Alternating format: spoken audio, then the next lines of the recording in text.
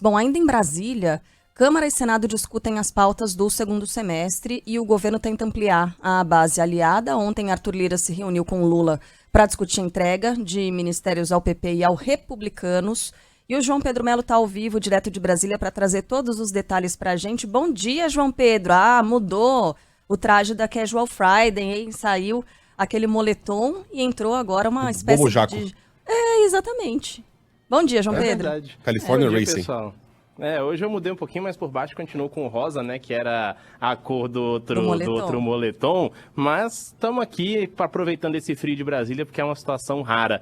Mas para falar também a respeito dessa reunião ontem, né, que a gente teve nas residências oficiais, tanto da Câmara como do Senado, e depois são de assuntos econômicos do Senado. Depois vai para o plenário. Essa proposta de emenda à Constituição terá no Senado a relatoria do senador Eduardo Braga, do MDB do Amazonas. O parlamentar garantiu a análise de todos os pontos aprovados e também que o país não pode aumentar a carga tributária. Esse texto vai passar por consultas públicas e também diversas fases de debate. E aí a gente volta num ponto, desde a época que ele estava lá na Câmara dos Deputados, que a gente fala que no Senado essa análise seria mais demorada. E é exatamente por isso. Tem duas comissões, tem essas audiências públicas, então, de fato, é uma questão que vai demorar. O presidente do Congresso, o senador Rodrigo Pacheco, acredita na aprovação dessa matéria ainda nesse ano, mesmo que seja aí um tema um tanto quanto complexo.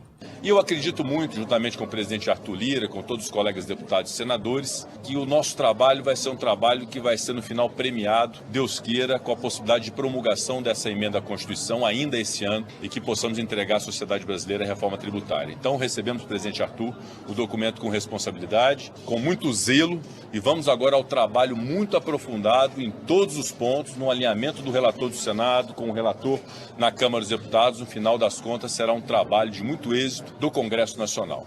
Bom, por se tratar de uma PEC, uma proposta de emenda à Constituição, assim como na Câmara, esse texto vai passar por duas análises, né? Primeiro e segundo turno. Isso é uma questão normal, é praxe. No Senado, quórum de aprovação de 49 votos favoráveis. Em resumo, essa reforma, ela prevê a unificação de 5 tributos que incidem sobre os serviços e o consumo e também retira ali aquela chamada tributação em cascata, quando vários impostos são cobrados em diferentes pontos da cadeia de produção. Hoje, as alíquotas do imposto são variadas para cada tipo de serviço. Está sendo discutida uma taxa única, que deve ficar próxima dos 25%. Ainda ontem a gente teve uma reunião tanto quanto emblemática aqui na capital do país. O presidente da Câmara, Arthur Lira, fez uma visita ao presidente Lula no Palácio da Alvorada. E essa reunião, sim, foi muito longa. Mais de 3 horas de conversa, foram vários assuntos ali. E essa, obviamente, reunião ocorre em um momento de reforma ministerial, ou negociações para uma reforma ministerial. O Centrão busca mais espaço no governo. Do outro lado, Lula quer garantir uma base coesa, uma base bem formada para votação ou para aprovar projetos de interesse do governo federal. Ele tem declarado que não negocia com o Centrão, mas sim com partidos. E aí a gente tem o Progressistas de Lira, o Republicanos, todo mundo quer uma vaguinha, quer alguma coisa ali no governo. E posturas e declarações feitas pelo presidente da República têm irritado Arthur Lira, né? Principalmente essa questão de não negocio com o Centrão não existe. Então isso tem pegado um pouquinho na relação entre os dois, né? Mas depois dessa reunião de ontem a gente viu que foi uma reunião de ajuste, de fato, entre Lira e Lula. Em entrevista a rádios da Amazônia, Lula disse que não tem pressa para definir essas trocas nos ministérios e ressaltou o seguinte, que essas mudanças não podem ser vistas como absurdas.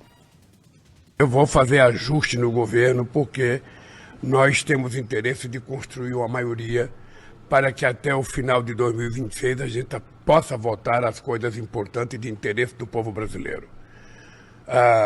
E por isso a troca de ministro não pode ser vista como uma coisa absurda, como uma coisa menor. É uma coisa muito importante. Nós temos partidos importantes que querem participar do governo, que querem fazer parte da base do governo. Então nós vamos conversar com esses partidos. Eu não estou com pressa, as pessoas sabem que eu vou fazer. E sabe que o presidente da República tem que tomar muito cuidado e muita responsabilidade, porque quando você mexe no tabuleiro, você não pode mexer numa peça errada ou colocar uma peça errada. E aí a gente finaliza do lado daqui, Carla e Megalho, falando a respeito do que o Centrão está querendo. Ministério do Esporte, Presidência da Caixa, FUNAS, ou seja, são muitos órgãos importantes que têm de fato muito orçamento e que estão na mira desses partidos que, segundo o Lula, não formam o Centrão, mas que estão recebendo aí conversas individuais com o presidente da República. Perfeito, João Pedro. Obrigada pelas informações. Bom trabalho por aí, até mais tarde. Valeu, até mais tarde. Mais cedo, Lula deu posse ao novo ministro do Turismo, Celso Sabino, que substituiu Daniela Carneiro. O destaque agora é do Márcio Rocha. Com a promessa de criação de novos programas para incentivar o setor nos próximos meses, o novo ministro do Turismo, Celso Sabino, tomou posse oficialmente no cargo. Entre as realizações prometidas está a criação de um novo plano de melhoramento do setor turístico, que vai ser apresentado no mês que vem. Uma das metas é ampliar a participação do turismo no PIB brasileiro. Sabino disse que a ideia é usar um modelo semelhante ao que foi implementado em Portugal e afirmou também que vai criar um plano para incentivar o turismo nacional. Queremos nos inspirar em algumas iniciativas de sucesso, como Portugal, nossa nação irmã, que em 10 anos triplicou o número de turistas estrangeiros de 7 para 22 milhões no ano passado. Eles ampliaram a conectividade entre companhias aéreas, investiram em novos produtos e destinos turísticos, em campanhas digitais e na qualificação de mão de obra. Estamos no mesmo caminho. Vamos propor desconto nas entradas de atrativos e parques nacionais a quem estiver visitando o Brasil pela primeira vez. Com apoio do Ministério da Cultura, minha querida Margarete hoje aqui presente, da Ancine, da Apex, da Embratur, estimularemos a produção cinematográfica para a promoção de destinos brasileiros e campanhas publicitárias dentro e fora do país.